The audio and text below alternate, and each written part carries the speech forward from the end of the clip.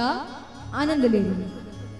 लेकिन अब रास करते करते श्री कृष्ण जो है वो थोड़ा थक चुके हैं। भगवान थोड़ा थक गए हैं, सोचते हैं क्यों ना थोड़ी देर विश्राम करें। तो श्री कृष्ण एक कोने में आकर के बैठ गए हैं। अब जैसे ही कृष्ण को देखा, राधा रानी चली आई।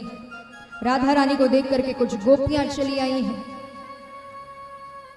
अब श्री कृष्ण की नजर पड़ती है सब बैठे हुए, तो जो राधा रानी है बड़ा ही सुंदर हार पहन कर आई है, मोतियों का हार। अब देखिए, है तो ब्रजभानु जी की पुत्री, आए दिन एक से एक हार पहन करके आती है, कभी मोतियों का, कभी हीरो का, कभी सोने का, रोज एक से बढ़कर एक हार। वैसे ही आज हार पहन करके आई है मोतियों का। अब वो हार बड़ा सुंदर है। श्री कृष्ण की नजर पड़ती है उस हार पर। हमें भी कोई वस्तु अच्छी लगती है तो उसको देखने के लिए हाथ आगे बढ़ाते हैं। वैसे भगवान वो हार को देख रहे हैं बड़ी देर से, सोचते हार बड़ा प्यारा है, बड़ा सुंदर, एक बार देखो तो सही छूकर। तो जैसे ही श्री कृष्ण उस हार को छूने जाते हैं, राधा रानी सोचती हैं कि क्यों ना थोड़ा उपहास किया जाए, मजाक किया जाए। तो राधा रानी पीछे हट गई। ठाकुर जी कहते क्या बात है राधे, आप पीछे क्यों हटी? राधा रानी कहती नहीं कान्हा, हार बहुत कीमती है। भगवान कहते वो तो दिख रहा है हार बड़ा कीमती है। राधा रानी कहती है इस हार को कुछ होना नहीं चाहिए, यदि ये टूट गया तो तुम इसका जो मूल है वो नहीं चुका पाओगे। अब भगवान यहां तक बात को मजाक में ले रहे हैं। भगवान कहते अरे मैं हार तोड़ूंगा तो है नहीं, एक बार देखने तो दो। राधा रानी लेकिन इसके बाद कुछ ऐसे वाक्य कह गई हैं जो भगवान को बुरे लग गए हैं। राधा रानी कहती कि कन्हैया इसकी कीमत तुम क्या, नंद बाबा और यशोदा मैया भी नहीं चुका सकते। अब बात माता पिता पर आ गई, भगवान को बात बुरी लग गई। लेकिन देखिए भगवान हमारी तरह नहीं है। यदि वहां पर हम होते तो क्या करते? तुरंत खड़े होकर लड़ने लगते। कैसे कहा मेरे बारे में, कैसे कहा मेरे माता पिता के बारे में, वहीं लड़ाई शुरू। भगवान ऐसे नहीं है, बात बुरी लगी ठीक है, उठे और चुपचाप वहां से चले गए बिना कुछ बोले। अब राधा रानी इतना तो समझ गई है कि श्री कृष्ण नाराज है। सोचती हैं कोई बात नहीं, एक दो दिन की बात है, अपने आप चले आएंगे फिर। लेकिन वो ये नहीं जानती हैं कि ये बात एक दो दिन की नहीं है, कई दिनों की है। भगवान को बात थोड़ी नहीं बहुत बुरी लग गई है। अब हाल ये है कि श्री कृष्ण ना ही माखन चुराने जा रहे हैं, ना ही महाराज में आ रहे हैं, कोई लीला नहीं रच रहे। कई दिन बीत गए, राधा रानी बड़ी परेशान। राधा रानी सोचती है कि मैंने तो मजाक मजाक में कहा था, कन्हैया तो बात दिल पर लेकर बैठ गए। अरे ऐसे कैसे चलेगा? अब पहले के समय में संपर्क भी बड़ी मुश्किल से हो पाता था, आज के समय में तो सारी सुविधाएं हैं, फोन है, फोन लगाकर बात कर लेते हो आप। लेकिन पहले के समय में ऐसा नहीं था, पत्र भी पत्रवाहक देकर के आते थे जिसमें भी बहुत समय जाता था। तो राधा रानी सोचती हैं कि कन्हैया को मनाऊं तो मनाऊं कैसे, क्या करूं, कैसे समझाऊं? अब कुछ समझ में नहीं आ रहा है। राधा रानी बहुत परेशान है, बहुत दुखी है, मतलब अपने आप में खोई रहती है, किसी से बातचीत नहीं कर रही है, कोई कुछ पूछ रहा है तो और दुखी हो रही है। अब ये सब ब्रजभानु जी देख रहे हैं, वो सोच रहे हैं क्या पता क्या बात है, राधे बहुत दुखी है, कई दिन हो गए हैं। तो कुछ दिनों बाद नारद जी का आना होता है। नारद जी आकर के ब्रजभानु जी से कहते हैं क्या बात है, आप बड़े चिंतित दिख रहे हैं। ब्रजभानु जी कहते हैं कि जो राधे है ना वो अपने आप में खोई रहती है, किसी से बातचीत नहीं करती, यदि उनसे कुछ पूछो क्या हो गया है तो और दुखी हो जाती है, कुछ भी नहीं बोलती, अपने आप में खोई रहती है। नारद जी कहते हैं कि जब कोई लड़की अपने आप में खोई रहे तो समझ लेना वो विवाह योग्य हो चुकी है। ब्रजभानु जी कहते अच्छा वर मिले तो हाथ पीले करो। नारद जी कहते लो बगल में चोरा गांव में ढिंडोरा, तो है तो नंदराय जी का पुत्र कन्हैया, अरे उससे विवाह करवा दो। आपने भी घर देखा है, लोग बड़े अच्छे हैं, कन्हैया दिखता भी बड़ा सुंदर है। हाँ छोटी मोटी चोरियां करता है, वो भी माखन की शरारत करता है, लेकिन जब अच्छा विवाह होगा तो सुधर जाएगा। अब ये बात वृषभानु जी को जम गई। सोचते हैं बात तो सही है, घर भी देखा हुआ है, लोग भी बड़े अच्छे हैं। वृषभानु जी सोचते हैं कि विवाह के लिए प्रस्ताव भेजना चाहिए। तो महाराज वृषभानु जी एक पत्र लिखते हैं, उसमें लिखा हुआ है वो चाहते हैं कि राधे रानी और श्री कृष्ण का रिश्ता जो विवाह हो। अब उस पत्र के साथ 108 थाल भेजी हैं। अब हर थाल में कुछ ना कुछ रखा है, किसी में आभूषण है, किसी में धन है, किसी में वस्त्र है, किसी में मिठाइयां हैं, तो सब में कुछ ना कुछ रखा हुआ है। अब वो 108 थाल और वो पत्र पहुंचता है नंद महल। जैसे ही नंद महल पहुंचा, नंद बाबा को पता चलता है कि वृषभानु जी के यहाँ से विवाह की बात आई है। बड़े प्रसन्न हैं, बिना सोचे दूसरे क्षण रिश्ता मंजूर कर लिया है, पक्का कर दिया है, स्वीकार है। अब बात पता चली है कृष्ण को, भगवान को पता चला है कि राधे रानी के घर से विवाह की बात आई है। मन ही मन बड़े प्रसन्न हैं, लेकिन ये प्रसन्नता दिखा नहीं रहे हैं। सोचते हैं जरा देखो तो सही मेरे राधे के घर से आया क्या क्या है। अब श्री कृष्ण देखने गए हैं, वहां पर 108 थाल रखी हुई है। नंद बाबा सोचते 108 थाल आई हैं, हर थाल में कुछ ना कुछ है। अब हम जब स्वीकृति पत्र भेजेंगे तो खाली हाथ तो भेज नहीं सकते, हमें भी 108 थाल में कुछ ना कुछ रखकर भेजना होगा।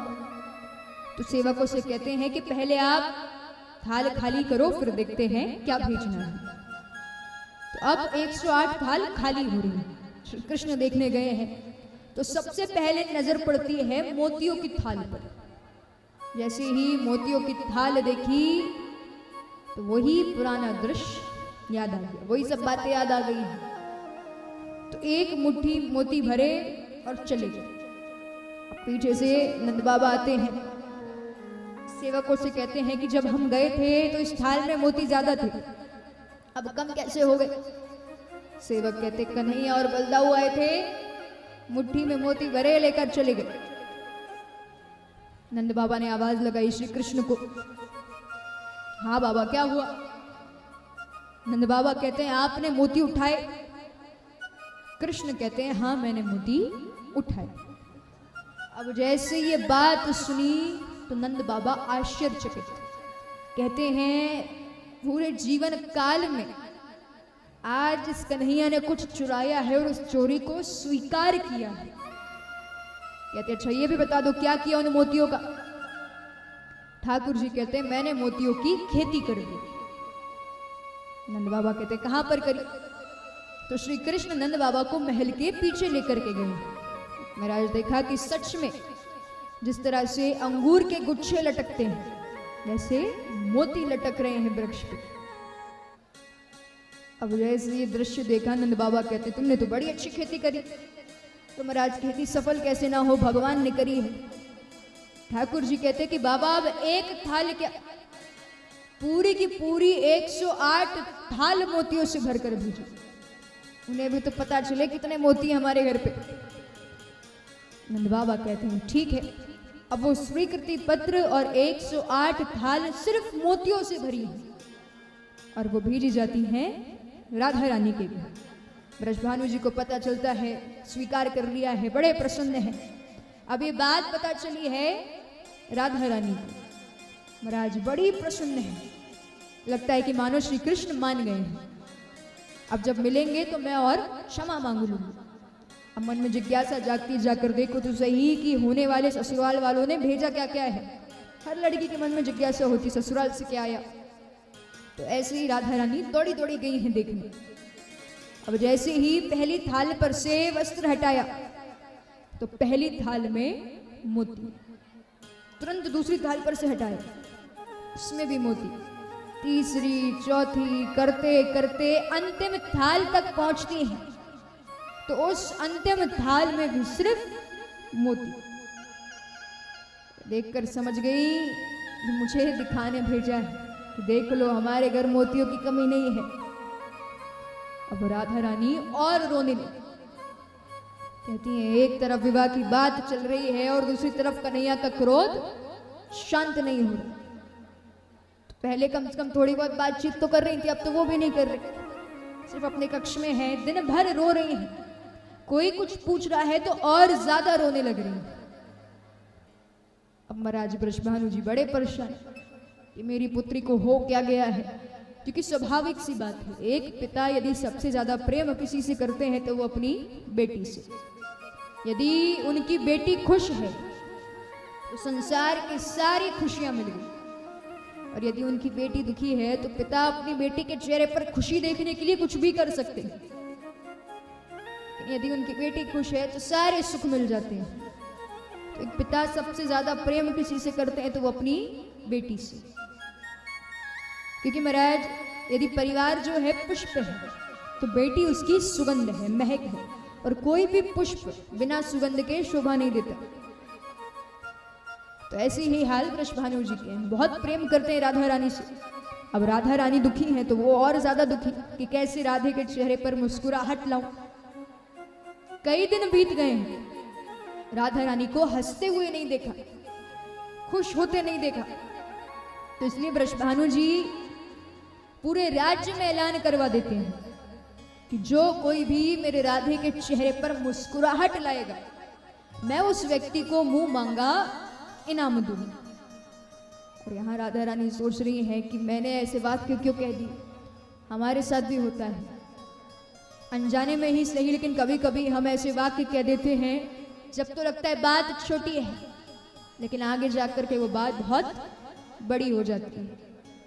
इसलिए आप कभी भी किसी से कुछ भी कहें सोच समझ कर बोलें, क्योंकि हो सकता है आपके लिए बात छोटी है लेकिन सामने वाले के लिए बात बहुत बड़ी हो जाती है।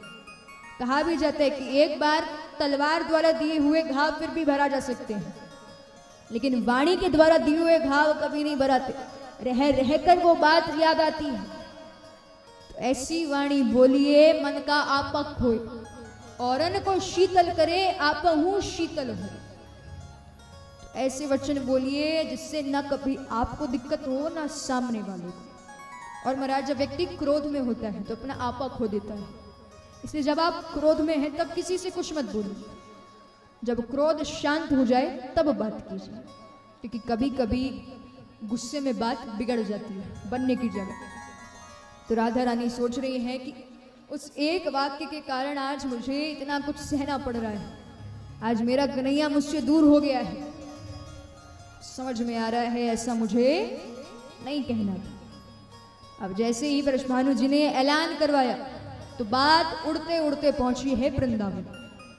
श्री कृष्ण को पता चला कि राधा रानी ना कुछ खा रही है ना पी रही है, दिन भर सिर्फ रो रही है। जैसे ये बात सुनी सारा का सारा क्रोध एक क्षण में शांत।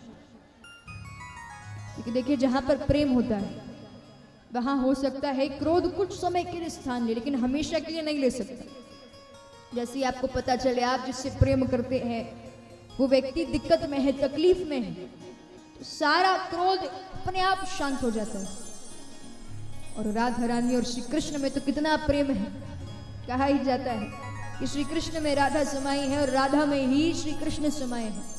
श्री कृष्ण ही राधा है और राधा ही श्री कृष्ण है। महाराज ऐसा प्रेम है।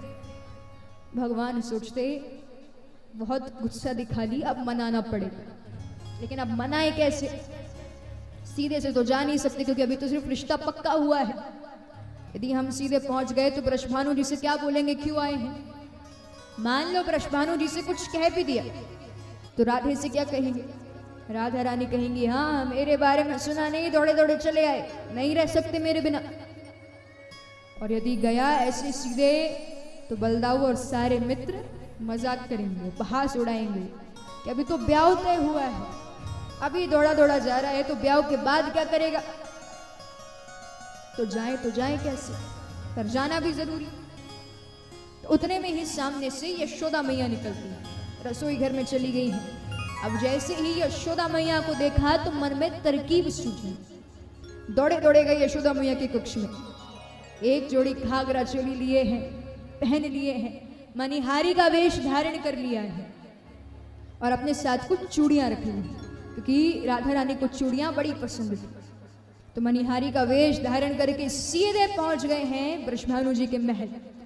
अब जहां राधा रानी का कक्ष है उसी के आसपास घूम रहे हैं, कह रहे हैं चूड़ी ले लो, लाल पीली हरी नीली ले लो। आइए महाराज देखते हैं किस तरह से भगवान मना रहे हैं।